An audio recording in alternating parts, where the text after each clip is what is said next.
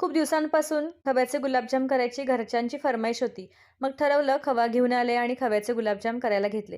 तुम्ही काहीही म्हणा, बाहेरचे किंवा पॅकेटचे जे इन्स्टंट गुलाबजाम असतात त्याच्यापेक्षा घरी बनवलेले साजूक तुपात तळलेले हे जे खव्याचे गुलाबजाम आहेत ते कितीतरी पटींनी जास्त चांगले लागतात. तुम्ही रिलेट कराल, हो की नाही? आता खव्याचे गुलाबजाम करायला सगळ्यांना थोडे अवघड वाटतात, कारण तुपात सोडल्यानंतर किंवा तेलात सोडल्यानंतर ते विरघळतात. तर हे टाळण्यासाठी एक छान ट्रिक तुम्हाला सांगते. खवा आणल्यानंतर तो छान मळून घ्यायचा पहिल्यांदा. 2 ते 3 चमचे पहिले ॲड करून घ्यायचे मैद्याचे किंवा तुम्ही रवासुद्धा घालू शकता आणि थोडंसं तेलामध्ये किंवा तुपामध्ये टाकून बघायचं आणि चेक करायचं की ते विरघळतं का?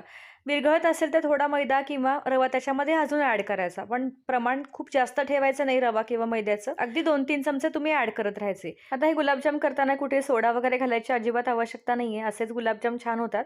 पीठ छान मळून घेतल्यानंतर त्याचे लहान-लहान गोळे करून घ्यायचे. आज माझ्या मदतीला आमच्या घरातला छोटा शेफसुद्धा आला होता, त्यामुळे गोळे पटकन करून झाले. आता या इथं मी तुपामध्ये हे मस्त मंद आचेवरती तळून घेतलेले आहे.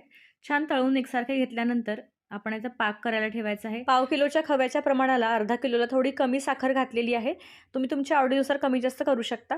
आता साखर बुडेपर्यंत पाणी घालून घ्यायचंय. खूप जास्त पाणी घालायचं नाहीये. थोडा वेळ उकळल्यानंतर साखरेवरती एक मळी असते किंवा घाण असते, ती बाजूला काढण्यासाठी 2 ते 3 चमचे दूध घालून बाजूला काढून घ्यायची. साखरेला एकतारी पाक करायच्या आधीच गॅस बंद करून घ्यायचा. नंतर वेलची पावडर आणि केसर घालून घ्यायचं. पाक थोडा गरम असायला हवा, म्हणजे हे जे तळलेले गुलाबजाम छानपैकी पाक शोषून घेतील. अशा पद्धतीने छान गुलाबजाम तयार होतात. नक्की एकदा ट्राय करून बघा आणि मला कमेंट्समध्ये नक्की कळवा. धन्यवाद.